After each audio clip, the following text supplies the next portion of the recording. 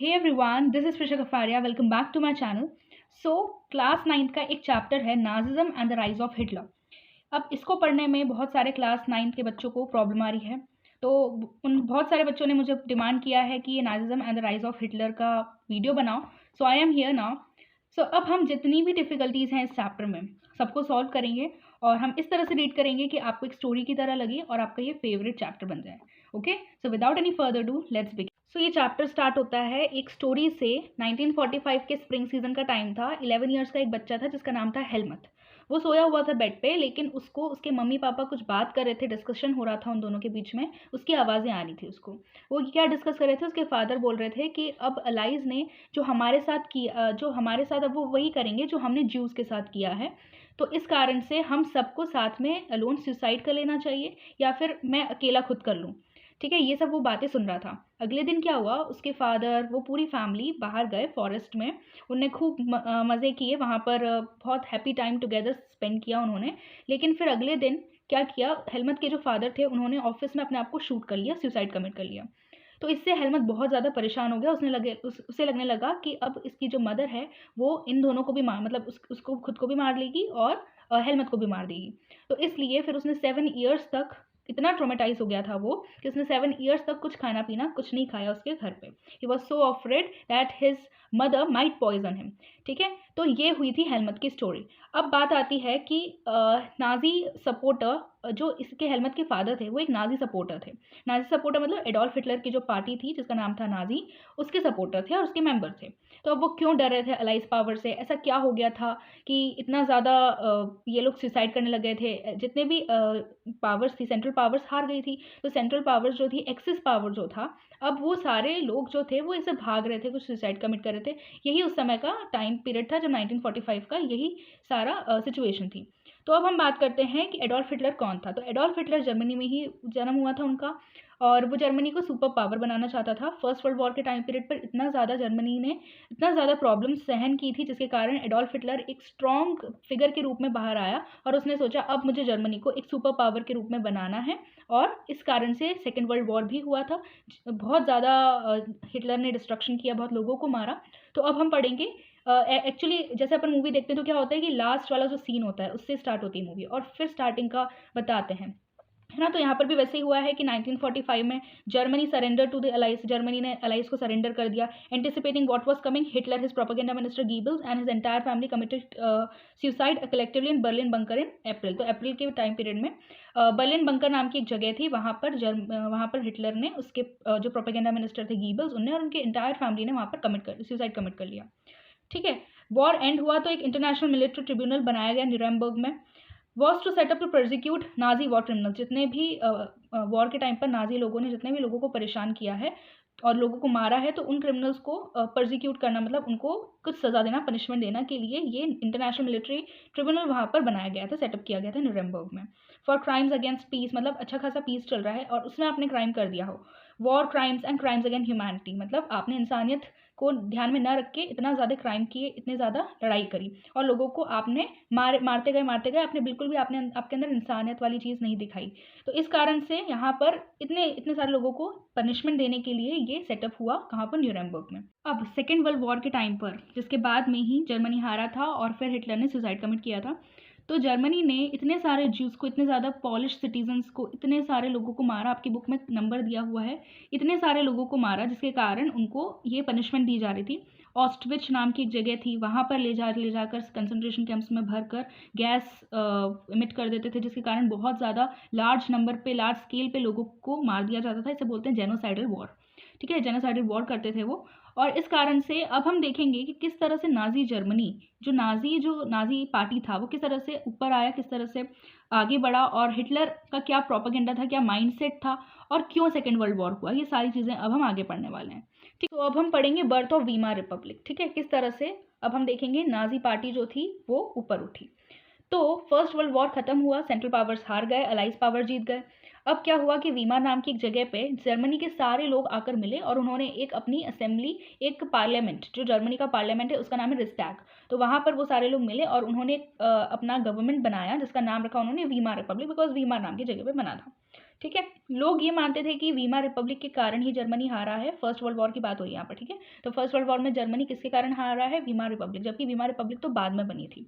अब हम वो भी देखेंगे वीमार रिपब्लिक के क्या क्या प्रॉब्लम्स थी जिसके कारण लोग ऐसा बोल रहे थे, वो हम आखिरी में देखेंगे। लेकिन यहाँ पर अलाइज पावर जीत गई थी, एक्सेस पावर हार गई थी, सेंट्रल पावर्स हार गई थी। इस कारण से उनको बहुत ज़्यादा वो वीमार रिपब्लिक को बहुत ज़्यादा क्या कर रहे थे? प्रेशराइज कर रहे थे, बहुत ज़्यादा उनको गंदा क्रिटिसाइज कर रहे थे, ठीक है। अब जब कोई भी पावर जीतता है तो जो पावर हारता है उसको आपको ट्रीटी साइन करनी पड़ती है, और बहुत ज़्यादा ही नाम तो दिया रहता है उसका पीसफुल ट्रीटी, लेकिन बहुत ज़्यादा हार्श और ह्यूमिलेटिंग ट्रीटी होती है। तो उन्होंने साइन करी ट्रीटी ऑफ वर्सलीज। इस ट्रीटी ऑफ वर्सलीज में क्या था? It was a harsh and humiliating peace treaty. Germany lost its overseas colonies, जितने भी ओवरसी मतलब सी में जितनी भी उसकी कॉलोनीज थी वो सब उसको लूज करनी पड़ी। एक 1/10 ऑफ इस पॉपुलेशन, उसको अपनी पॉपुलेशन की 1/10 है ना, 10th हिस्सा, 1/10 हिस्सा उसको देना पड़ा किसी दूसरी जो अलाइज पावर थी जो जीत गई थी उनको। 13% ऑफ इट्स टेरिटरीज देनी पड़ी, 13% उसकी खुद की टेरिटरी देनी पड़ी। फिर 75% उसका आयरन के जो रिजर्व्स रहते हैं उसमें से 75% उसको देना पड़ा। 26% कोल देना पड़ा। किन कंट्रीज़ को? जो अलाइड पावर्स की कंट्रीज थी उन्हीं को ही, जैसे फ्रांस, पोलैंड, डेनमार्क, लिथुआनिया। अब अलाइड पावर्स जो थी उन्होंने क्या किया? जर्मनी को डीमिलिटराइज कर दिया टू वीकन इट्स पावर। उसकी पावर को वीक करने के लिए उसको डीमिलिटराइज कर दिया अलाइड पावर्स ने। फिर द वॉर गिल्ट क्लॉज, एक वॉर गिल्ट क्लॉज भी उसके ऊपर लगा दिया कि आपको 6 बिलियन जो आपके पाउंड्स होते हैं उतना आपको पे करना पड़ेगा, बिकॉज आपने इतना ज़्यादा डिस्ट्रक्शन किया है ना वॉर के टाइम पर, तो आपको कंपनसेशन पे करना पड़ेगा अलाइड पावर्स को भी और बाकी का यूरोप में जितना भी डिस्ट्रक्शन हुआ उसको भी, ठीक है।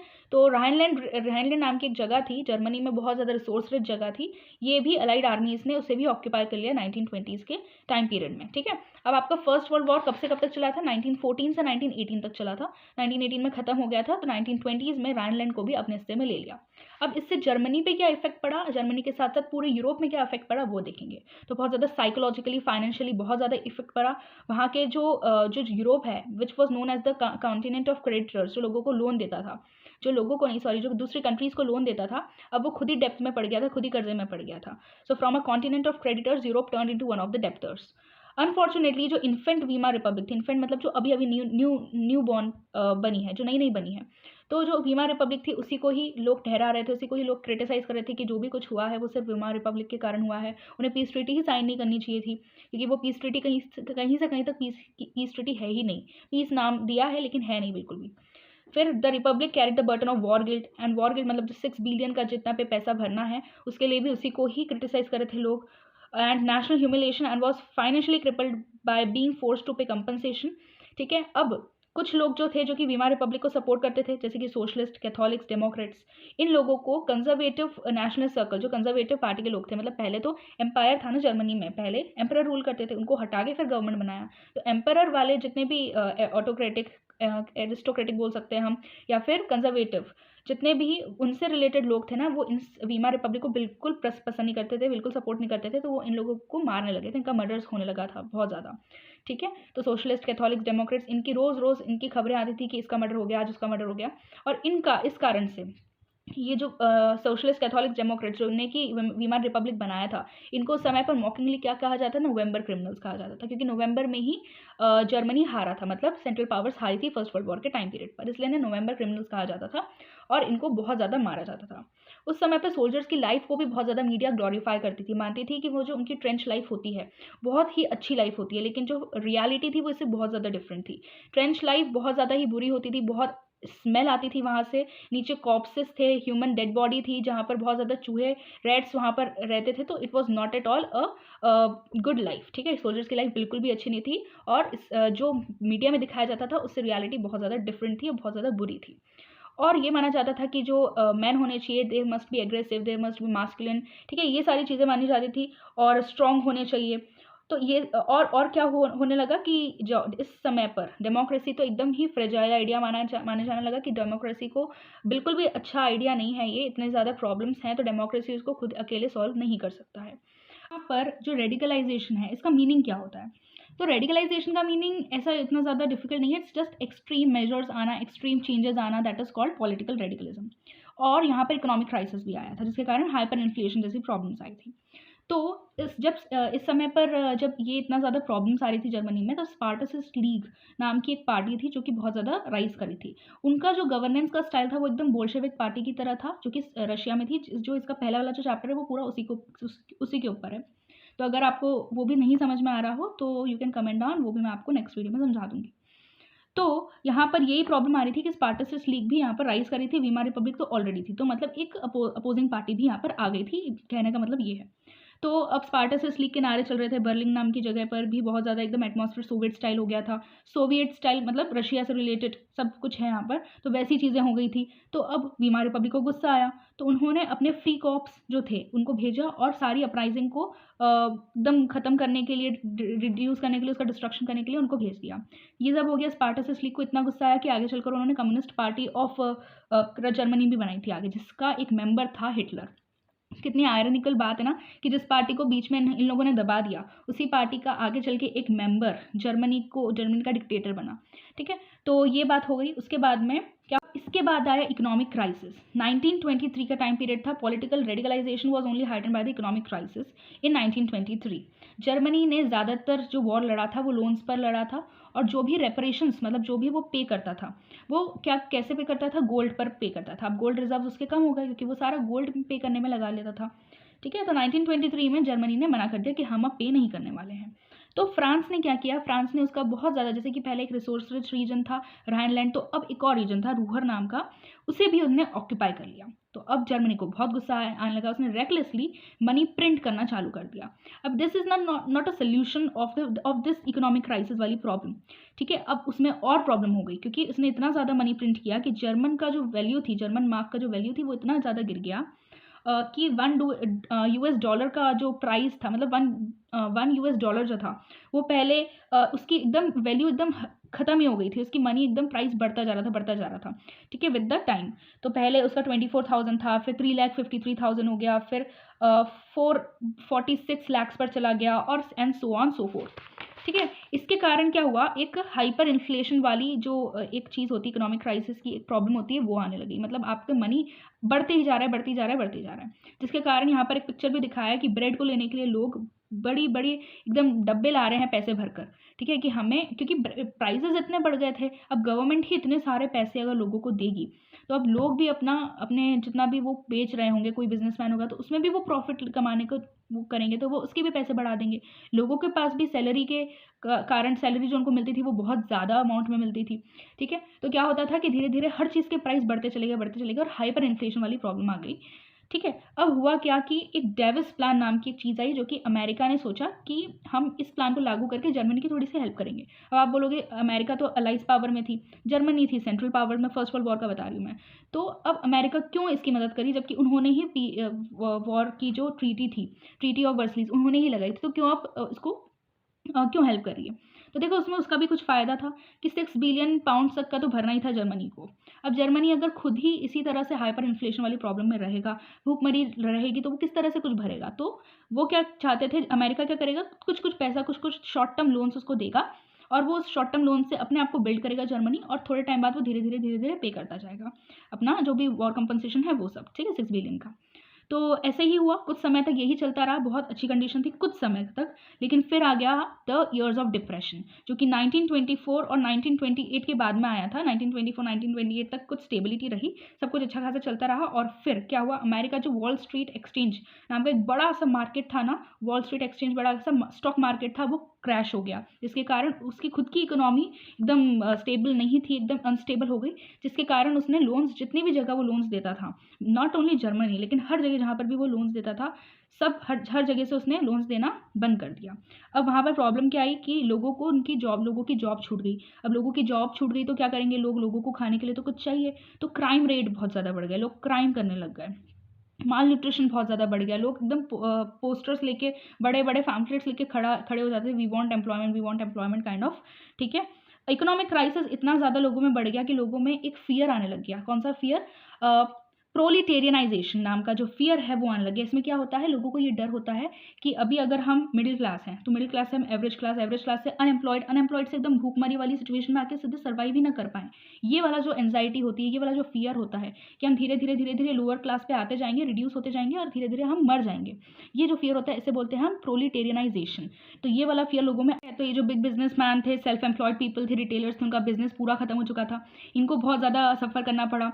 उसके बाद में कुछ वर्कर्स ही थे जो कि एकदम इस तरह से रहते थे ना, जो एक दूसरे को छोटे छोटे लोन्स प्रोवाइड करते रहते थे, जो एक ग्रुप बना के रहते थे, वो लोग ही थोड़ा सर्वाइव कर पाए। लेकिन स्मॉल बिजनेसमैन, बड़े बड़े बिजनेसमैन, छोटे, सब कुछ, सबका चीज़ें, सब कुछ डिस्ट्रक्शन हो गया था। मदर्स जो थी, they were unable to fill their children stomach, were filled with a sense of deep despair. मतलब बहुत ज़्यादा ही परेशानी वाली चीज़ हो गई थी वहाँ पर। ठीक है, एग्रीकल्चरल प्राइस बहुत ज़्यादा फॉल हो गए थे, जिससे जो आपकी पीजेंट्री थी, जो फार्मर्स थे, उनको भी बहुत ज़्यादा प्रॉब्लम आई थी। अब यहाँ पर बात आती है कि वीमार रिपब्लिक में ऐसे क्या क्या प्रॉब्लम्स थे जिसके कारण ये सब प्रॉब्लम आ रही थी। ठीक है, तो कुछ इनहेरेंट डिफेक्ट्स थे इसके अंदर। इनहेरेंट मतलब इनबिल्ट डिफेक्ट थे इसके अंदर। पहला डिफेक्ट था कि वन वॉज प्रोपोर्शनल रिप्रेजेंटेशन वाली प्रॉब्लम। ठीक है, which made achieving a majority by only one party a near impossible task leading to rule by coalitions. मतलब इसमें यह था कि कोई भी एक पार्टी रूल नहीं कर सकती यहाँ पर। भाई एक पार्टी रूल नहीं करेगी तो फिर कोलिशंस रूल करेंगे क्या?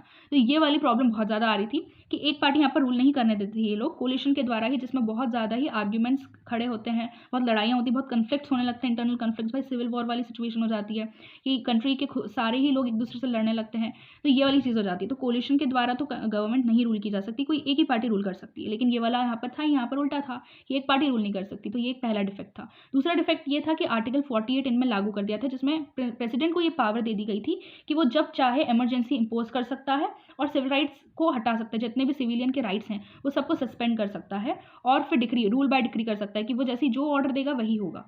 ठीक है, कोई कॉन्स्टिट्यूशनल राइट्स नहीं, कोई ह्यूमन राइट्स नहीं, नथिंग।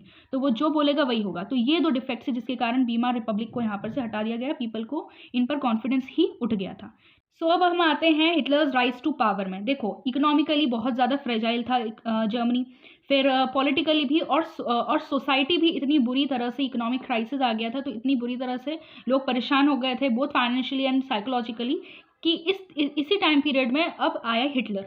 1889 में ऑस्ट्रिया में हिटलर का जन्म हुआ। वहाँ पर उनने बहुत अपना जो यूथ था, अपना जो चाइल्डहुड था, उन्होंने बहुत ज़्यादा गरीबी में बिताया। फर्स्ट वर्ल्ड वॉर हुआ और उसके बाद में वो आर्मी में एनरोल हो गए। उन्होंने मैसेंजर की तरह भी एक्ट किया बीच में। ठीक है, फिर वो कॉर्पोरल बन गए। बहुत सारे मेडल्स उन्होंने अर्न किए फॉर हिज ब्रेवरी।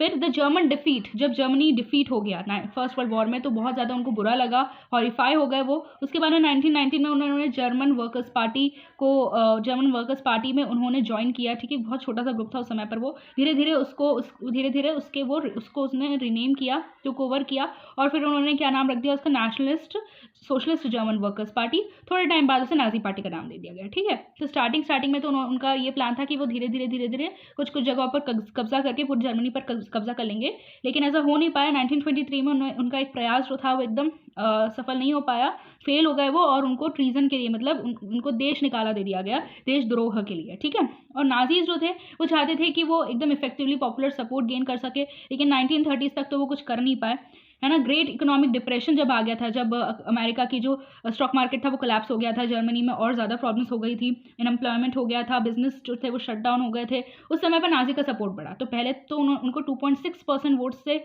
वो हार गए थे, लेकिन थोड़े टाइम बाद 37 वोट्स, जो कि हाईएस्ट वोट्स थे, उससे वो जीत गए थे। तो 1932 में वो लार्जेस्ट पार्टी बने विद 37 वोट्स। ठीक है, वो बहुत ही पॉपुलर स्पीकर थे, जो भी वो बोलते थे लोगों को बहुत ही अच्छे समझ आता था। उन्होंने ये प्रॉमिस किया लोगों से कि वो जर्मनी को सुपर पावर बनाएंगे, जितने भी इनजस्टिसेस हैं उसको वो सब हटाएंगे, जो कि वर्सलीज वाली ट्रीटी है उससे लोगों को मुक्ति दिलाएंगे, मतलब थोड़ा सा सब कुछ ठीक करेंगे वो। ठीक है, स्टेबिलिटी लाएंगे वो। इसके अलावा उन्होंने प्रॉमिस किया कि कोई से भी एक्सटर्नल पावर उनकी जर्मनी पे गवर्न नहीं कर पाएगी, जिसको हम बोलते हैं सोवरेन। ठीक है, मैंने पहले भी पढ़ा इस बारे में। और फिर उन्होंने अपना पब्लिक सपोर्ट मोबिलाइज करने के लिए बहुत सारे वेज को अपनाया। जैसे कि उन्होंने क्या किया, उन्होंने पब्लिक मीटिंग्स रखी कि डेमोन्स्ट्रेट ये बता सकें कि हाँ हम देश के बारे में कुछ ना कुछ डिसीजंस ले रहे हैं, डिस्कशन कर रहे हैं देश की प्रगति के लिए। ठीक है, एक रेड बैनर्स उन्होंने बनाए with the swastika and Nazi salute. Red banners बनाते थे, स्वास्तिक जिस पे होता था, एक साइन होता था, यहाँ पर बना भी है, and Nazi salute and the ritualized rounds of applause, कि मतलब वो बहुत सारे रियोट करते थे, बहुत बार मूवमेंट करते थे कि लोग उनको देखते थे कि यार ये कितना कुछ कर रहे हैं हमारे कंट्री के लिए। लोग उसको मसीहा की तरह, एक सेवियर की तरह देखने लग गए थे। वो लोग जो कि बहुत ज़्यादा एक्यूट सर्वाइवल, बहुत ज़्यादा सर्वाइवल भी नहीं हो पा रहा था, उनका खाने को नहीं मिल रहा था, उन लोगों के लिए तो वो एकदम एज अ हीरो वर्क कर रहे थे। ठीक है, हिटलर तो लोगों को बहुत पसंद आ रहे थे ये, और नाजी पार्टी जीतती भी जा रही थी 1932 के बाद में। ठीक है, इस तरह से इस नाजी के पास में पावर आता गया धीरे धीरे वो बड़ी बड़ी पोजीशंस पे हिटलर पहुंचते गए। अब आता है द डिस्ट्रक्शन ऑफ डेमोक्रेसी, वो हम अब पढ़े। धीरे धीरे जो नाजी पार्टी थी वो बड़ी बड़ी पोजीशंस पर आती जा रही थी। 30 जनवरी 1933 में वहाँ के जो प्रेसिडेंट थे, प्रेसिडेंट हिंडनबर्ग, उन्होंने हिटलर को ऑफर किया चांसलरशिप वाली, जो चांसलर की जो पोजीशन होती है ना, वो उन्होंने क्या किया, ऑफर किया। हिटलर ने उसे एक्सेप्ट कर लिया, और हिटलर ने क्या किया, जैसे ही पावर एक्वायर किया उसने बहुत सारे डिसमेंटल कर दिए, क्या स्ट्रक्चर्स डिसमेंटल कर दिए डेमोक्रेटिक रूल के, कि अब डेमोक्रेसी नहीं चलेगी। उन्होंने क्या किया, देखो सबसे पहले तो एक मिस्टीरियस फायर होगा रिस्टैग में, एक मिस्टीरियस फायर, रिस्टैग मतलब जर्मन पार्लियामेंट, वहाँ पर ऊपर की तरफ एक आग की तरह लग गया, और ये बताया जाता है कि वो हिटलर ने ही किया था। ठीक है, लेकिन अभी तक ऐसा कुछ सबूत नहीं मिला है, लेकिन लोग ऐसा मानते हैं कि हिटलर ने किया था। तो एक मिस्टीरियस फायर हुआ जर्मन पार्लियामेंट के ऊपर, और धीरे उसके बाद में ही, उसी के बाद में उसने एक फायर डिक्री लॉन्च कर दी, हिटलर ने पास कर दी फायर डिक्री 28 फरवरी 1933 में, जिसने कि जितने भी फ्रीडम के राइट्स थे, है ना, सिविक राइट्स जितने भी थे, उन सबको हटा दिया उसने। ठीक है, और उसने क्या किया, लोगों को कंसंट्रेशन कैंप्स में ले जाके मारना स्टार्ट कर दिया, और कम्युनिस्ट लोग को सबसे ज़्यादा मारना स्टार्ट कर दिया उसने। ठीक है, धीरे धीरे अब जितने भी बहुत सारे विक्टिम्स, जैसे 52 टाइप्स ऑफ विक्टिम्स परसिक्यूट हो गए उस समय पर, उसी समय पर नाजी ने इतने सारे लोगों को मार दिया। ठीक है, 3 मार्च 1933 में उसने एक इनेबलिंग एक्ट लॉन्च किया, जिसने कि पूरा सब कुछ बदल दिया। डेमोक्रेसी से वो आगे डिक्टेटरशिप पे, मतलब अब रूल बाय डिक्री होगा कि हिटलर जो कहेंगे वही होगा, बाकी की पार्लियामेंट को साइडलाइन कर दिया। पार्लियामेंट मतलब गवर्नमेंट, ठीक है, पार्लियामेंट से कोई नाता नहीं रहेगा, और जो हिटलर बोलेंगे वही होगा। हिटलर बोलेंगे हाँ तो हाँ, नहीं बोलेंगे तो नहीं।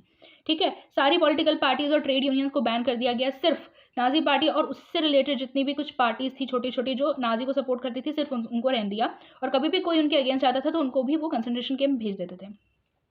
ठीक है, अब क्या हुआ, धीरे धीरे नाजीज ने और चेंजेस किए, लोग उनसे बहुत ज़्यादा डरने लगे, बहुत फियर उन्होंने फैला दिया। ठीक है, दहशत फैला दी बोल सकते हैं। उन्होंने क्या किया, पुलिस जो ग्रीन यूनिफॉर्म में थी उसके अलावा उन्होंने SA नाम के, फिर ST नाम के, स्टॉर्म ट्रूपर्स, इस तरह के पुलिस, अलग अलग टाइप के पुलिस, स्पेशलाइज्ड पुलिस असाइन कर दिए कुछ कुछ चीज़ों के लिए, जैसे कि सीक्रेट पुलिस, गेस्टेपो नाम की सीक्रेट पुलिस उन्होंने बना दी, फिर क्रिमिनल पुलिस बना दी अलग से, सिक्योरिटी सर्विस पुलिस SD बना दिया, बहुत अलग अलग टाइप की पुलिस बना दी, अलग अलग टाइप के प्रोटेक्शन स्क्वाड्स बना दिए। SS नाम का एक प्रोटेक्शन स्क्वाड था, जिसमें कि पुलिस थे जो कि एक स्पेशलाइज काम करते थे, प्रोटेक्शन वाले में प्रोटेक्शन करते थे, सिक्योरिटी में सिक्योरिटी करते थे। ठीक है, ये सब चीज़ें होने लगी। अब एक्स्ट्रा कॉन्स्टिट्यूशनल पावर्स जो थे, ये सारे इन लोगों को दे दिए थे, जितने भी पावर्स थे, बहुत ज़्यादा इनको पावर एक्सीड करके इनको दे दिया था। ठीक है, सारे पुलिस को, तो लोगों को और डर लगने लग गया था कि अब वो कुछ कर ही नहीं सकते, कुछ अगेंस्ट बोल ही नहीं सकते, नहीं तो ये लोग सब मार देंगे, इनको कंसंट्रेशन कैंप में मार देंगे, या फिर ये जो सीक्रेट स्टेट पुलिस है ना, यही इनको बहुत ज़्यादा टॉर्चर करके इनको डिटेन कर देती थी। ठीक है, अब क्या हुआ कि the police forces acquired powers to rule with impunity. अब पुलिस फोर्सेज को ये पावर मिल गई थी कि अब वो किसी के आना की जरूरत नहीं है, वो सिर्फ जो वो चाहें वो कर सकते हैं। बस जब बस नाजीज का और हिटलर का बस यही व्यू पॉइंट था कि जो उनके साथ नहीं चलता है उन सबको मार दो। ठीक है, आगे हम देखेंगे कितने लोगों को और क्यों मारते हैं वो इतने सारे लोगों को। अब हम आते हैं रिकंस्ट्रक्शन पर। रिकंस्ट्रक्शन मतलब कि अब वो धीरे धीरे क्या करेंगे, सेकेंड वर्ल्ड वॉर होने को, मतलब सेकेंड वर्ल्ड वॉर की स्टार्टिंग अब हम देखेंगे किस तरह से सेकेंड वर्ल्ड वॉर की तरफ हम पहुंचे। तो हिटलर के हिटलर से ही एक बहुत अच्छे फ्रेंड थे, उनके इकोनॉमिस्ट थे जिनका नाम था हजलमार शैचेट नाम के एक व्यक्ति थे। इनको उन्होंने रिस्पॉन्सिबिलिटी दी थी कि आपको इकोनॉमी संभालनी है, किसकी, जर्मनी की। तो हजलमार शैचेट ने बहुत सारे प्रोजेक्ट्स लॉन्च किए, जैसे कि अनएम्प्लॉयमेंट खत्म हो, उसमें वो उन्हें एक पोस्टर भी बनाया था जिसमें जर्मन के सुपर हाईवेज दिख रहे थे, और पीपल्स कार नाम की एक कार थी, बड़ी सी कार थी जिसका नाम था वोक्सवैगन नाम की एक कार दिख रही थी। तो इससे वो अनएम्प्लॉयमेंट को प्रमोट कर रहे थे, एम्प्लॉयमेंट प्रमोट कर रहे थे, अनएम्प्लॉयमेंट को खत्म करने के लिए ऐसे पोस्टर्स थे। ठीक है, बहुत अच्छी चली इकोनॉमी इनके अंडर में बहुत अच्छी चली, बोलते हैं हिटलर के अंडर में बहुत अच्छी चली। हिटलर धीरे धीरे छोटी छोटी कंट्रीज़ को एक्वायर करने लगे। उन्होंने क्या किया, ही pulled out of the league of Nations. League of Nations क्या होता है, जिसमें सारे नेशंस की एक संधि होती है कि हम एक दूसरे से लड़ेंगे नहीं, हम एक पीसफुल माहौल में रहेंगे। तो वो लीग ऑफ नेशंस से उन्होंने अपने आप को पुल आउट कर लिया 1933 में।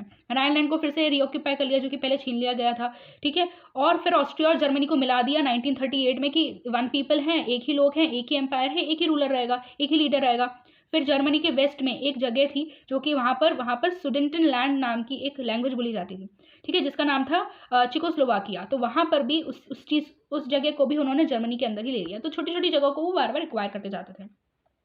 ठीक है, और इंग्लैंड भी इस चीज़ को सपोर्ट कर रहा था, क्योंकि उसको भी लगता था कि हाँ, वर्सलीज की जो ट्रीटी थी वो जर्मनी को बहुत ज़्यादा ही हार्श और ह्यूमिलेटिंग ट्रीटी थी जर्मनी के लिए। और इस कारण से अगर अभी कुछ हिटलर कर भी रहा है तो वो इंग्लैंड जो था वो जर्मनी को सपोर्ट कर रहा था कि ठीक है, लेने दो इसको, जो लेना है। आसपास के छोटे छोटे शहर ही तो ले रहा है, हमें कुछ तो नहीं करा ना बस।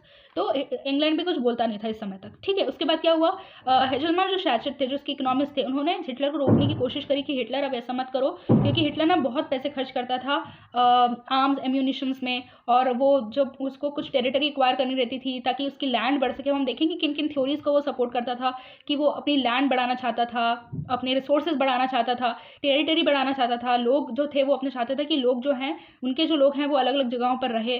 तो वो हिटलर की थ्योरी से हम आगे पढ़ेंगे, लेकिन शैचेट उसको मना करता था कि इतने ज़्यादा पैसे खर्च मत करो, इतने ज़्यादा पैसे इसमें इन्वेस्ट मत करो।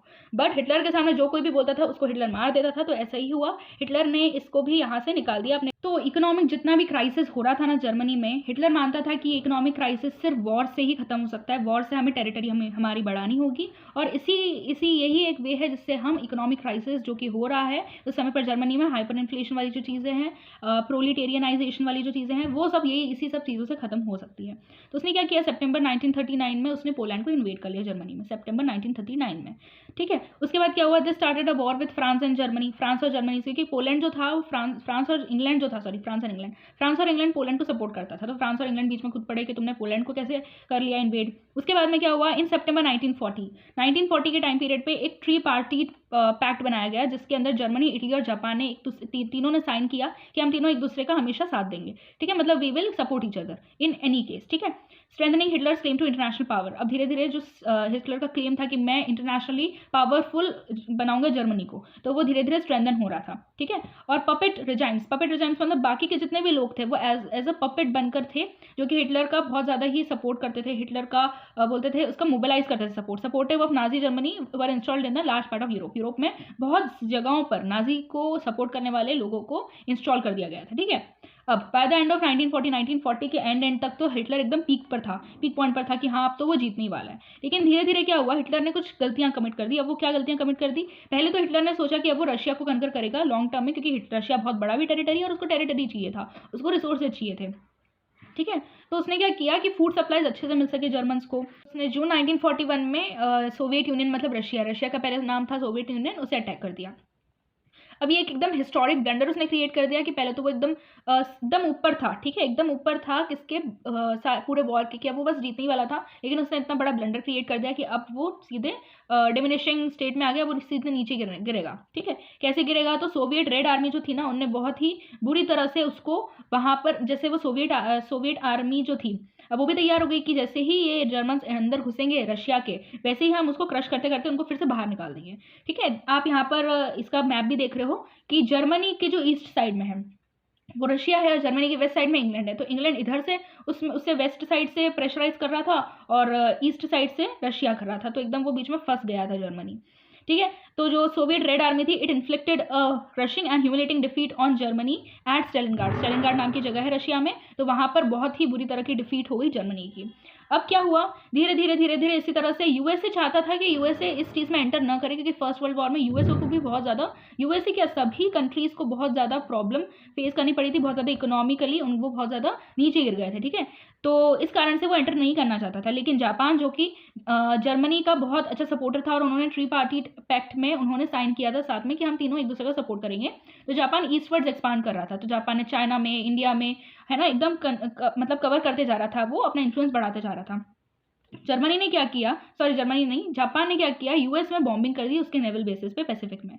अब यूएस को इतना गुस्सा आ गया कि यार मैं तो एंटर करना भी नहीं चाहता था, मैं इस लड़ाई में था भी नहीं, फिर भी जापान ने मेरे ऊपर बॉम्बिंग कर दी। तो अब यूएसए को गुस्सा आया, यूएसए ने अलाइज पावर में एंट्री करी। जैसे ही उसने एंट्री करी तो 1945 में, मई 1945 में उसने हिरोशिमा नागासाकी पर बॉम्बिंग करी। यूएसए ने जापान के हिरोशिमा नागासाकी पर बॉम्बिंग करी और इस तरह से वॉर खत्म हो गया और अलाइज पावर जीत गई, एक्सेस पावर हार गया।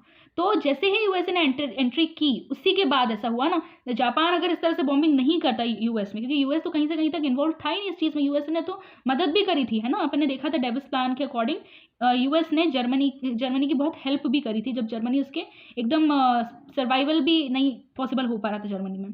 फिर भी जापान ने अपनी ज़्यादा चतुराई दिखाकर क्या किया, वहाँ पर अटैक किया, और वहाँ पर उन्हें अटैक किया तो इस कारण से यूएस ने भी उनके हिरोशिमा नागासाकी पर बॉम्बिंग कर दी, और इस कारण से 1945 में ये सब खत्म हो गया। और फिर से हेलमट की स्टोरी पर आते हैं, क्यों उसके पापा ने सुसाइड किया था, क्योंकि उन्होंने इतनी ज़्यादा तबाही मचा दी थी नाजीज ने कि अब उनको सुसाइड करना ही पड़ा, नहीं तो गवर्नमेंट उनको कर दी थी, ठीक है। तो इस कारण से इतनी ज़्यादा उनकी इंसल्ट हो जाती, गिल्टी उनको करना पड़ता, और फिर जेल में रखते, इसके कारण उन्होंने खुद ही ने क्या कर लिया, अपने आप को सुसाइड कर लिया, ठीक है। तो हेलमट के फादर ने भी वही काम किया, और बर्लिन बंकर में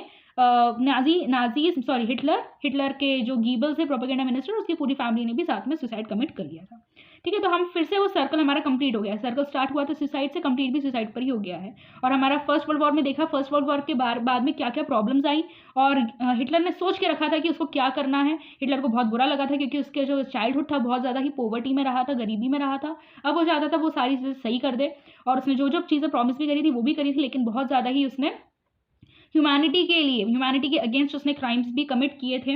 बहुत बुरी तरह उसने पावर एक्वायर किया, पावर चाहता तो अच्छी तरीके से भी एक्वायर कर सकता था, लेकिन उसने गलत वे में जाकर पावर एक्वायर किया। उसकी एकदम थिंकिंग एकदम अलग ही टाइप की थी, कि उसको स्पेस चाहिए था ताकि उसकी टेरिटरी एक्सपांड कर सके वो, और लोग वहाँ पर लिविंग स्पेस उनको मिल सके, ठीक है। और वो चाहता था कि फूड सप्लाईज अच्छी मिल सके, रिसोर्स रिच जगह मिल सके, क्योंकि आप जिस तरह से लैंड एक्वायर करते जाते हो वहाँ पे खुदाई करोगे तो आपको अंदर से मेटल्स मिलेंगे और आपकी कंट्री रिच होगी, ठीक है। तो रिसोर्स जो था वो रिसोर्स बेस बढ़ाने के लिए वो टेरिटरी एक्वायर करता था, वो भी हम आगे देखेंगे उसकी क्या आइडियोलॉजी थी। तो अब हम यही देखेंगे द नाजी वर्ल्ड व्यू, क्या क्या वो थ्योरीज थी जिनको सपोर्ट करती थी नाजी पार्टी, और हिटलर जिनको बहुत ज़्यादा सपोर्ट करता था और उन्हीं के रास्ते पर चलता था। तो अब हम देखेंगे क्या हिटलर की आइडियोलॉजी थी, क्या थी नाजी जर्मनी की आइडियोलॉजी। देखो उनकी आइडियोलॉजी ये थी कि रेस के बेसिस पे डिस्क्रिमिनेशन वहाँ पर होता था, कोई इक्वलिटी नहीं थी। जो ब्लू आइड है ना, जर्मन नॉर्डिक आर्यंस होते थे ब्लॉन्ड हेयर वाले, उनको ही सर्वाइव किए रहना चाहिए, क्योंकि वो सबसे ज़्यादा फिटेस्ट है। बाकी जितने भी लोग हैं, भले ज्यूज़ हों, भले ही दूसरी कंट्री के लोग हों, जैसे कि उन्हें पोलैंड पर कब्जा किया था, तो पॉलिश सिविलियंस हों, ठीक है, सारे लोगों को, जिप्सीज हों, सारे लोगों को उन्होंने क्या कर दिया था, मार दिया था। तो वो ऐसा क्यों करते थे, दो लोगों की थ्योरी पर इनकी सारी आइडियोलॉजी बेस्ड थी। कौन से पहले थे चार्ल्स डार्विन, दूसरे थे हर्बर्ट स्पेंसर। जो चार्ल्स डार्विन थे उनने इवोल्यूशन किस तरह से हुआ लिविंग ऑर्गेनिजम्स का, उस चीज़ पर उन्होंने अपनी थ्योरी दी थी, कि जो सर्वाइवल ऑफ द फिटेस्ट वाली थ्योरी दी थी, कि जो सबसे ज़्यादा फिट होगा वही सर्वाइव कर पाएगा। उनका ये गलत मायने में नहीं था कि जो फिटेस्ट है वही सर्वाइव करेगा, बाकी लोगों को हम मार देंगे, ऐसा कुछ भी नहीं था। लेकिन जो पॉलिटिकल थिंकर्स थे, या फिर यहाँ पर बोला है जो रेसिस्ट थिंकर्स थे, ठीक है, उन लोगों ने इस चीज़ को गलत मायने में लिया। और जैसे कि हिटलर ने लिया कि जो सर्वाइवल ऑफ द फिटेस्ट, सबसे ज़्यादा फिट लोग जो थे वो जर्मन नॉर्डिक आर्यंस थे, बाकी सारे कुछ विकलांग थे, कुछ का कलर अच्छा नहीं था, कुछ के फिजिकल फीचर्स अच्छे नहीं थे, एक्सटर्नल फीचर्स अच्छे नहीं थे, उन सबको जर्मनी में मार दिया गया था through concentration camps, through genocide, ठीक है। आगे क्या हुआ, एक और हिटलर की आइडियोलॉजी जो थी वो कंसेप्ट ऑफ लेबनसरम पर भी बेस है। लेबनसरम मतलब होता है एक लिविंग स्पेस, कि हमें लिविंग स्पेस बढ़ानी पड़ेगी जिससे हमें रिसोर्सेज भी मिल सके और हमारा जर्मन नेशन स्ट्रॉन्ग भी हो सके। इस कारण वो अपनी टेरिटरी को एक्सपांड करते थे, ठीक है। तो ऐसा सब कुछ हुआ, और बाकी के जो पॉलिश सिविलियंस थे ना, उन सबको भी वो मार देते थे। और पोलैंड में ही वो सारे ये एक्सपेरिमेंट्स करते थे कि आगे क्या करना है और हमें किस तरह से लिविंग स्पेस बढ़ानी है, रिसोर्सेज किस तरह से एक्सट्रैक्ट करने हैं अलग अलग जगहों से। तो वो सब वो पोलैंड में एक्सपेरिमेंटेशन का काम करते थे। अब आता है establishment of the racial state. तो once in power Nazis quickly begin to implement the dream. उनका जो ड्रीम था कि जो जर्मन नॉर्डिक आर्यन से वही रहनी चाहिए, बाकी सारे लोग मर जाने चाहिए, बाकी सारे लोगों को अनडिजायरेबल करार कर दिया गया था और उन सबको मारने का प्लान बना दिया गया था। तो हुआ क्या कि Nazis wanted only a society of pure and healthy German Nordic Aryans. तो बाकी जितने भी लोग थे ना, जितने भी लोग थे उन सबको मार दिया गया। और this meant that only those Germans who were seen as impure or abnormal had no right to exist। कि जो भी एबनॉर्मल थे, एबनॉर्मलिटी थी, कोई प्रॉब्लम हो गई थी उनको, जो इम्प्योर माने जाते थे, उन सबको एग्जिस्ट करने का कोई भी राइट नहीं है। एक यूथेनेशिया प्रोग्राम उन्होंने लॉन्च किया, जिसमें जो हेलमत के फादर थे वो भी थे, नाजी मेंबर ही थे ना वो, तो नाजी जो पार्टी थी उसमें वो भी थे। और इन सारे लोगों ने जितने भी फिजिकली अनफिट लोग थे या फिर मेंटली अनफिट लोग थे उन सबको मार डाला।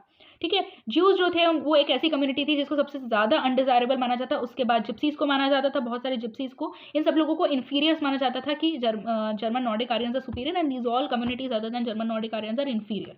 ठीक है, सबसे सुप्रीम, सबसे ऊपर कौन सी रेस थी? आर्यन रेस थी। बाकी सबको परसिक्यूट कर दिया गया था बहुत ज़्यादा। उसमें रशियंस को, पोल्स को, सबको बहुत ज़्यादा, उनको तो सब ह्यूमन कैटेगराइज किया गया था और स्लेव लेबर में उनको लगा दिया गया था कि आप स्लेवरी करिए और आप किसी काम को करने के लायक ही नहीं है। सबसे ज़्यादा लायक, सबसे ज़्यादा एबल लोग कौन है? German Nordic Aryans. ज्यूज जो थे वो सबसे ज़्यादा वो सफरर्स रहे थे नाजी जर्मनी में। उनको ये माना जाता था कि उन्होंने वो जो जीसस क्राइस्ट थे उनको मारा था, इस कारण से हिटलर भी उनको मारते थे, ज्यूज को, सारे ज्यूज को। तो ज्यूज का एक्सटर्नल फीचर्स तो उस हिसाब से थे ही नहीं, उसके अलावा ये भी एक रीज़न था जिसके कारण हिटलर उनको मारते थे। उनको क्या मानते थे कि ये मर्डरर्स हैं, अशरर्स के और किसके? क्रिश्चियन हॉस्टिलिटी, क्रिश्चियन लोगों के और अशरर्स के मर्डरर्स हैं। अशरर्स क्या होता है? अशरर्स वो मनी लेंडर्स होते हैं जो कि हाई इंटरेस्ट पे मनी लेंड करते हैं। तो उन लोगों को मारा होगा ज्यूज ने, और क्रिश्चियन मतलब जीसस क्राइस्ट को मारा होगा। इस कारण से इन लोगों को बहुत ज़्यादा हेट मिलती थी और जर्मन्स और नाजी जर्मनी इनको बिल्कुल ज़्यादा पसंद नहीं करते थे, उनको मारते थे। ठीक है, इनको घेटोज में रहने के लिए भेज दिया जाता था। घेटोज एक बहुत ही बुरी जगह होती है जहाँ का सराउंडिंग बहुत बुरा होता है, बहुत ज़्यादा बीमारियाँ होती हैं वहाँ पर और बहुत छोटी जगह होती है रहने की। ठीक है, तो वहाँ पर उनको भेज दिया जाता था पीरियडिकली, इनको मतलब एक एक पार्ट्स में करके, एक पार्ट को, फिर दूसरे पार्ट को, फिर तीसरे पार्ट को, ऐसे ऐसे धीरे धीरे पार्ट्स में उनको मारा जाता था। ठीक है, बहुत ज़्यादा वायलेंस होता था उस समय पर। हिटलर का जो हेटरेट था वो एक स्यूडो साइंटिफिक थ्योरी पर बेस्ड था कि जो ज्यूइश प्रॉब्लम है वो हम कन्वर्जन नहीं कर सकते उसमें, कि ज्यूज को कन्वर्ट करके हम जर्मन और नॉर्डिक आर्यन बना दें। उसका यही था कि इनका एलिमिनेशन ही इंपॉर्टेंट है। ठीक है, नहीं तो हमारा कंट्री आगे बढ़ ही नहीं पाएगा। तो ज्यूज को एलिमिनेट ही करना पड़ेगा, उनको हम कन्वर्ट नहीं कर सकते जर्मन नॉर्डिक आर्यंस में। तो ये बोलते थे कि the Jewish problem it could not be solve only through their conversion, it can only be solve by total elimination, वो ये मानते थे। तो 1933 से 1938 का जो टाइम पीरियड था उसमें ये लोग इन लोगों को बहुत ज़्यादा टेरराइज करते थे, इनको बाहर निकालते थे, उनको बोलते थे कि हमारी जर्मनी से तुम लोग जा सकते हो। लेकिन जो 1939 से 1945 का टाइम पीरियड था उसमें ये लोग मारना स्टार्ट कर दिए थे कि अब तुम नहीं जा रहे हो ना, तुम यहीं पे हो ना, इतने ज़्यादा तुम बुरे हो, तो अब उनको मारने शुरू कर दिया। तो कंसंट्रेशन कैंप्स में और अलग अलग दूसरे बहुत ज़्यादा, जैसे ऑस्ट्रिच नाम की हमने जगह पहले स्टार्टिंग में देखी थी, तो और गेस्टेपो नाम की सीक्रेट पुलिस जो थी, ये सब लोग इनको बहुत ज़्यादा क्या करते थे? जेनोसाइड करते थे इनका। अब रेशियल यूटोपिया, रेशियल क्या होता है? रेशियल आपको पता है, रेस के बेसिस पे वाइट, ब्लैक, कलर्ड वंस। ठीक है, तो अच्छा एक और बात, ब्लैक्स तो हो गया था, ब्लैक को तो परसिक्यूट करते थे। वाइट रेस थी कौन सी? German Nordic Aryans. बीच के जो थे कलर्ड वंस जो थे उनके साथ भी इसी तरह से होता था और स्लेव लेबर, उनको स्लेवरी करने के लिए उनको भेज दिया जाता था। अभी क्या हुआ, जो पोलैंड पर उन्होंने ऑक्यूपाई किया था, तो पॉलिश सिटीजन्स को वो क्या करते थे? पॉलिश सिटीजन्स को वो एक जनरल गवर्नमेंट नाम की जगह पर भेज देते थे और वहाँ पर जर्मन्स को सेटल कर देते थे। जर्मन्स को लिविंग स्पेस चाहिए थी ना, तो वहाँ पर जर्मन्स को सेटल कर देते थे। उनको बोलते थे आप डेवलप हो, आप धीरे धीरे डेवलप हो, बाकी के पॉलिश लोगों को जनरल गवर्नमेंट नाम की एक जगह पर भेज देते थे। जो पॉलिश सिटीजन्स, जो लोग बहुत ज़्यादा इंटेलिजेंट लोग थे, जहाँ पर यहाँ पर वर्ड यूज़ किया है इंटेलिजेंशिया, ऐसे लोगों को तो उन्होंने सबसे पहले मारा कि इनको तो सबसे पहले खत्म करो, नहीं तो अगर इन्होंने रिवोल्ट कर दिया तो फिर हमारे लिए वो प्रॉब्लम क्रिएट करेगा। तो उनको तो सबसे पहले वो मारते थे। और जो बच्चे एकदम थोड़े से जर्मन नॉर्डिक आर्यंस जैसे दिखते थे लेकिन थे वो कौन थे? वो पॉलिश सिटीजन्स। उन बच्चों का पहले टेस्ट होता था, रेस एक्सपर्ट्स जो होते थे ना, उनके द्वारा इनका टेस्ट होता था। अगर वो उसमें टेस्ट में पास हो गए तो उनको उनकी मदर्स से छीन के जर्मन नॉर्डिक मदर्स को दे दिया जाता था कि इनको अब आप बड़ा करिए, आप उनमें वो वाली आइडियोलॉजी भरिए जो कि नाजी जर्मनी की थी। ठीक है, और जो अगर पास नहीं हो पाए उनको मार दिया जाता था। अब मैंने जो बताया कि पॉलिश सिटीजन्स को जनरल गवर्नमेंट नाम की जगह पर भेज दिया जाता था, तो वो भी एक ऐसी कंसंट्रेशन कैंप ही था। तो आगे चलकर जर्मनी ने ये जनरल गवर्नमेंट नाम की जगह में भी गैस चैम्बर्स फिट कर दिए, बहुत बड़े बड़े घेटोस फिट कर दिए और वहाँ पर उनकी भी बहुत ज़्यादा किलिंग हुई लार्ज स्केल पे। ठीक है, इतना समझ में आया? तो this was all about the racial utopia. देखो आपकी बुक में स्टेप्स ऑफ डेथ लिखा है, उसमें सबसे पहले एक्सक्लूजन है, फिर घेटोइजेशन है, फिर आपका एनिहिलेशन है। तो ये धीरे धीरे स्टेप्स हैं। ठीक है, ये आप पढ़ो, मैंने आपको सब समझा दिया है। आप एक बार पढ़ोगे ना, आपको सब वर्ड टू वर्ड आपका पूरी लाइन में सेंटेंसेस में मिल जाएगा। तो ये आपका वैसे आएगा नहीं एग्जाम पर्पस के लिए, लेकिन this is very much interesting. ये जो पेजेस है ना, ये 2 स्टेप्स ऑफ डेथ, इसको पढ़ो। ठीक है, बहुत ही इंटरेस्टिंग है और आपको सब समझ में आ जाएगा। It is not given in such difficult language. ठीक है, चलिए आगे बढ़ते हैं। सो अब बहुत इंपॉर्टेंट टॉपिक आ रहा है, यूथ इन नाजी जर्मनी।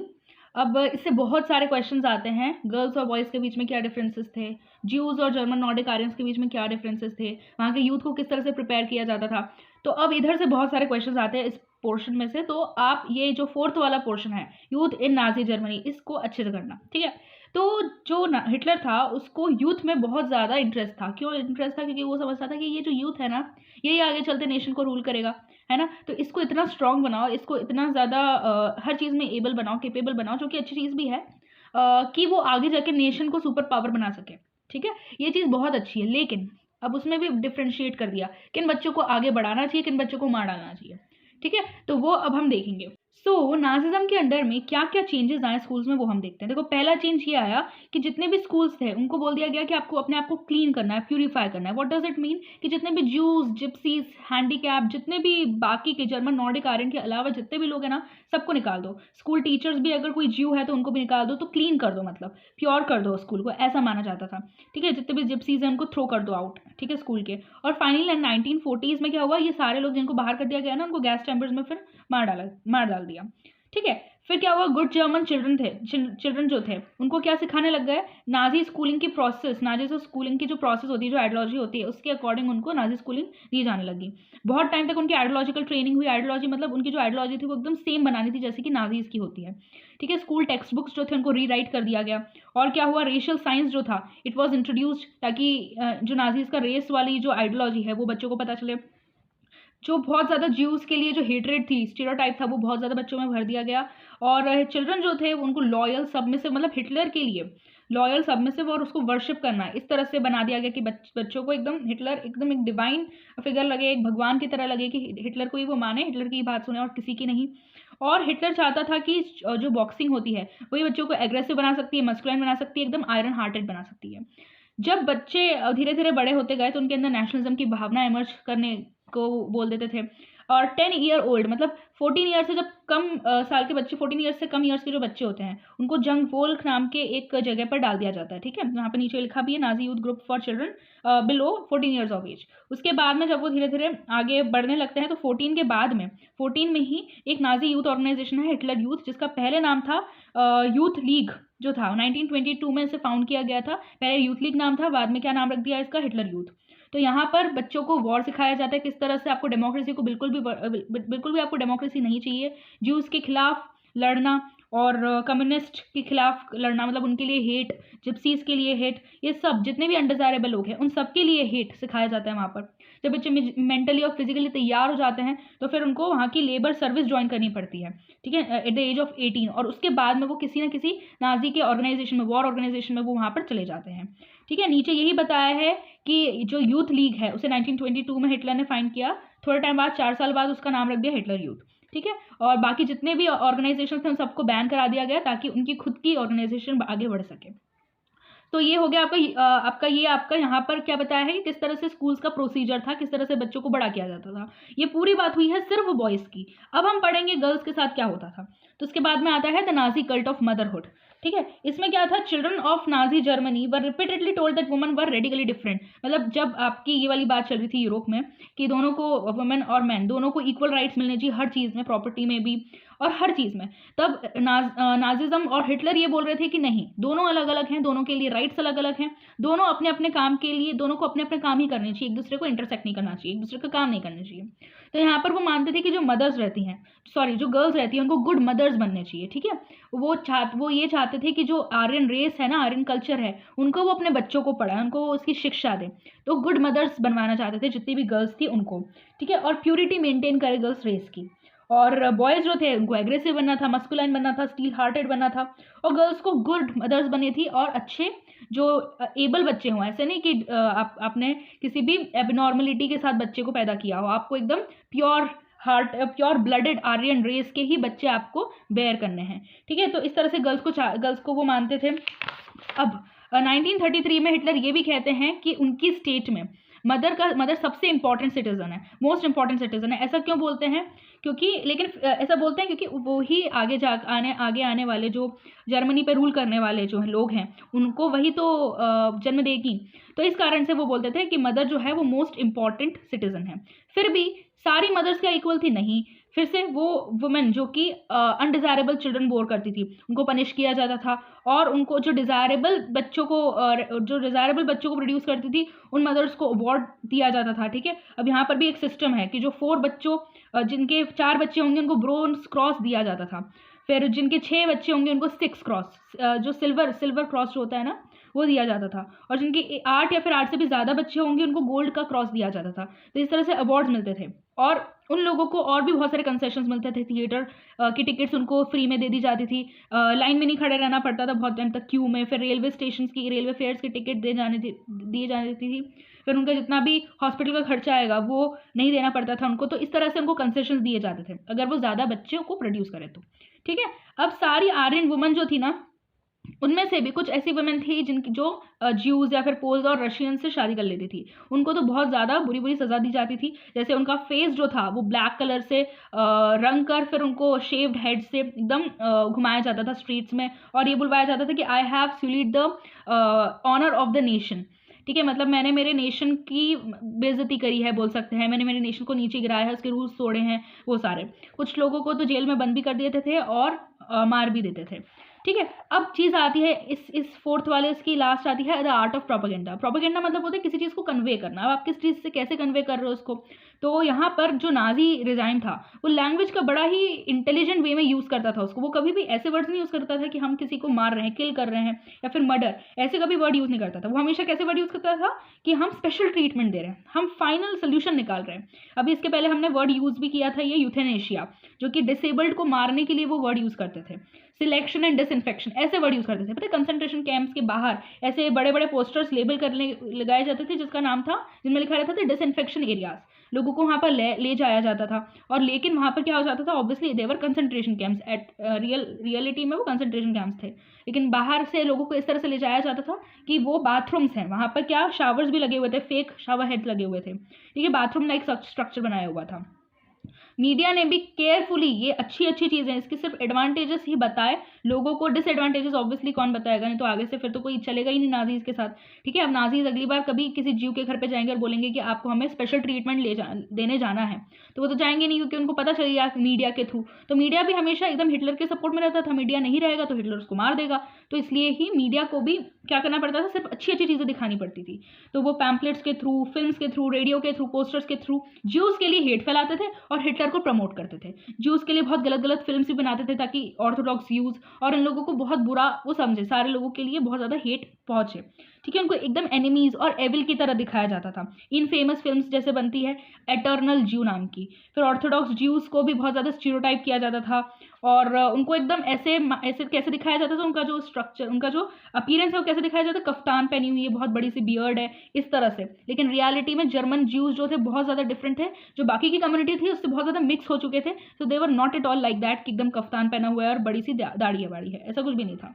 लेकिन फिर भी यहाँ की मीडिया और हिटलर उनको किस तरह से सिम्बलाइज करते थे, ये तो एकदम रोडेंट्स हैं, मतलब छोटे छोटे जो कीड़े मकोड़े और रैट की तरह जो छोटे छोटे होते हैं ना, वो हैं। जो भी ये करते हैं ना, एकदम इन्हीं की तरह, ये जानवरों की तरह ही सारे काम करते हैं। ठीक है, और इस तरह से नाजिज्म जो है उसने बहुत ज़्यादा हेट्रेड और एंगर लोगों में फैलाया अनडिज़ायरेबल्स के लिए। जब भी मैं ये वर्ड अनडिज़ायरेबल यूज़ करती हूँ ना, it means Jews, communist, socialist, Catholics, Democrats और बाकी के जितने भी आपके जिप्सीज हो गए हैं, बाकी जितने भी फिजिकली और मेंटली अनवेल पीपल हो गए हैं, वो सारे लोग इन अनडिज़ायरेबल लोगों में आ जाते हैं। इवन कुछ वो गर्ल्स जो कि ऑब्वियसली जर्मन नॉर्डिक आर्यन नहीं थी, जो जर्मन नॉर्डिक आर्यन नहीं है ना, सब अनडिज़ायरेबल में आ जाते हैं क्योंकि ये सबको मार देते थे। आया समझ में? तो नाजीज जो थे, they made equal efforts to appeal to all the different sections of the population. They sought to win their support by suggesting that Nazis alone could solve all the problem. सिर्फ Nazis ही solve कर सकते हैं और कोई भी problem solve नहीं कर सकता। तो ये था इनका आर्ट ऑफ प्रोपेगेंडा। प्रोपेगेंडा मतलब अपनी बात दूसरों तक पहुंचाना। और इनका क्या आर्ट था कि वो स्किल और मर्डर वाले वर्ड्स कभी यूज़ नहीं करते थे। वो euthanasia, selection, disinfection, special treatment, final solution, इस तरह के वर्ड वो यूज़ करते थे।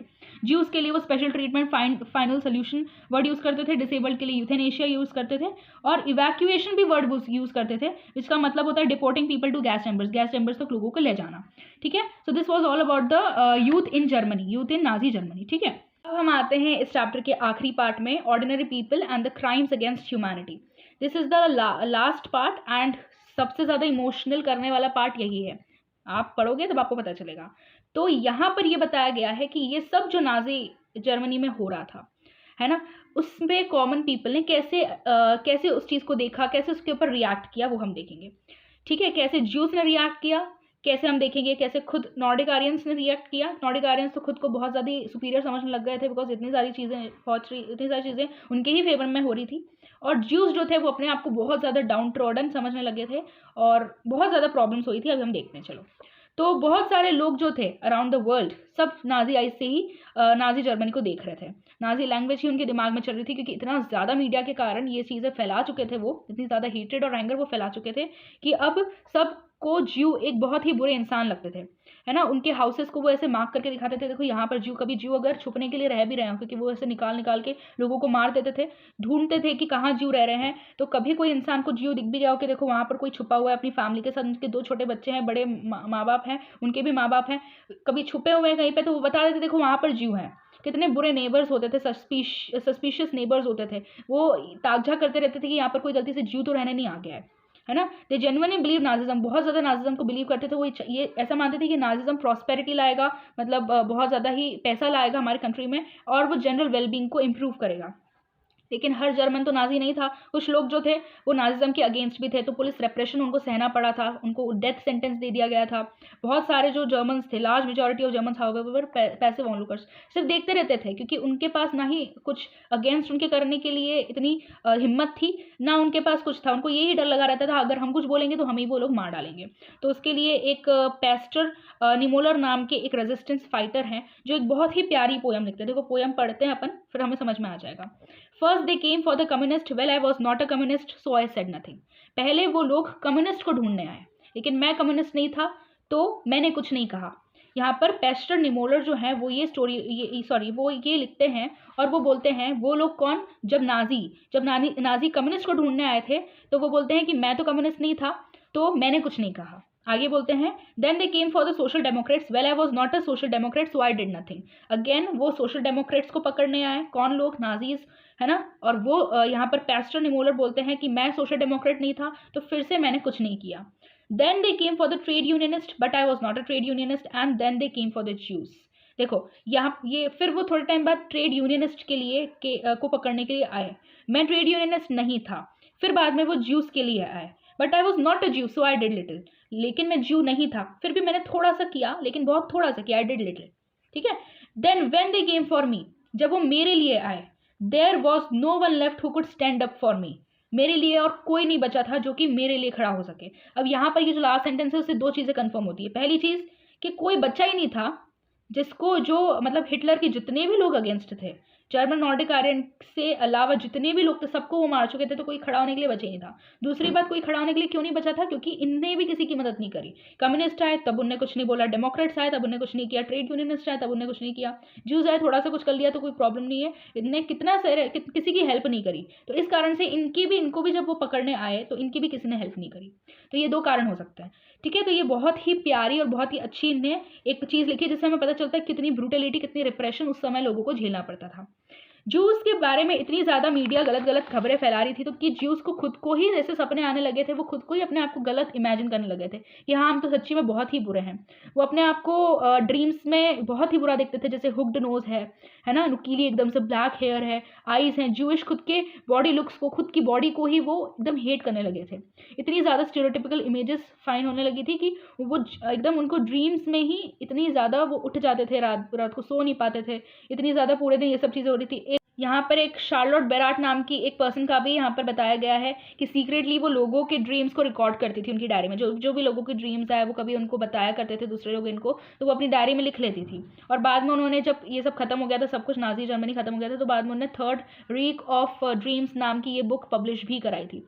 ठीक है। तो she describes how Jews themselves believed the Nazi stereotypes about them, किस तरह से वो खुद ही बिलीव करने लगते थे। जो वो लोग, पता है ये एक चीज़ है कि वो उनको ड्रीम्स में भी ट्रबल करती थी ये सारी स्टीरियोटिपिकल इमेजेस। यहाँ पे एक लाइन बहुत ही इमोशनल लिखी है, Jews died many deaths even before they reach the gas chambers. कितनी इमोशनल वाली और कितनी डीप बात लिखी है कि गैस चैम्बर पहुंचने से पहले ही, इन ड्रीम्स के कारण, इस ट्रबलनेस के कारण ज्यूज पहले ही मर चुके थे। ठीक है। तो ये था ज्यूज की कंडीशन, सबसे ज़्यादा ज्यूज को सहना पड़ा था, हमने पहले भी देख लिया है। और ये इस तरह से ज्यूस की उस समय पर कंडीशन थी। और क्या दूसरे लोग कर रहे थे, तो कुछ लोग तो आवाज़ नहीं उठा रहे थे बिल्कुल भी, एज अ पैसिव ऑनलुकर्स देख रहे थे। कुछ लोग बहुत ज़्यादा ही रिटालिएट कर रहे थे, मतलब बहुत ज़्यादा ही उस पर अगेंस्ट थे, तो उनको पुलिस का रेप्रेशन सहना पड़ा, डेथ सहना पड़ा। और बहुत सारे अलग अलग तरह के लोग थे, और बाकी का वर्ल्ड तो नाजी वर्ल्ड व्यू से ही देख रहा था। लास्ट पोर्शन आता है इसका, knowledge about the Holocaust. So what is Holocaust? Holocaust मतलब यही होता है, नाजी किलिंग ऑपरेशंस जो होते हैं ना, उन्हें होलोकॉस्ट कहते हैं। ठीक है, तो यहाँ पर बताया गया है कि जब नाजी रजाइम जब खत्म हुआ, उसके बाद में नाजीज ने बहुत ज़्यादा कोशिश करी कि वो जितने भी एविडेंसेस हैं सबको मिटा पाए, लेकिन ऐसा वो नहीं कर पाए, क्योंकि लोग ये चाहते थे कि जो भी उनके साथ हुआ वो पूरी दुनिया को बता सके, है ना। तो कुछ यहाँ पर एक पर्सन का बताया है कि एक घेटो इनहेबिटेंट था, घेटो में रहने वाला एक पर्सन था। वो चाहता था कि मैं बस आधा घंटा और जी लूँ, ताकि मैं लोगों को, बाहर के लोगों को बता सकूं कि हमारे साथ क्या होता है जर्मनी में। ठीक है, तो जब जर्मन्स जो थे, they were preoccupied with their own plight as defeated nation emerging, तो तब क्या था, ज्यूज जो थे वो चाहते थे कि ये सारी एट्रोसिटीज और सफरिंग्स को वो रिमेंबर रखें, और बाद में ये होलोकॉस्ट मतलब नाजी किलिंग ऑपरेशंस, इन सबको वो लोगों को बताएं।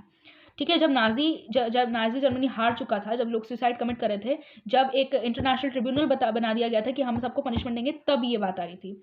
तब ये जो इनडोमिनेबल स्पिरिट था टू बियर विटनेस, ताकि वो खुद बन सके विटनेस, कि हम बन सके और हम लोगों को बता सके कि क्या क्या प्रॉब्लम हुई, तो उन्होंने डॉक्यूमेंट्स प्रिजर्व किए, जो कि बहुत सारे घेटोज में रखे भी हैं, कैंप्स में रखे हैं, उन्हें डायरीज लिखी, नोटबुक्स रखी, है ना, और आर्कीव्स क्रिएट करे उन्होंने। फिर बाद में ये चीज़ पहुंच गई थी कि जैसे ही इन लोगों को पता चला कि नाजी जर्मनी इस तरह का बुरा है, तब क्या कर दिया था, जो नाजी लीडरशिप थे उन्होंने पेट्रोल डिस्ट्रीब्यूट कर दिया था, ताकि पेट्रोल डालो, आग लगा दो, जितने भी एविडेंसेस हैं, ताकि सबके सब मिट जाएं।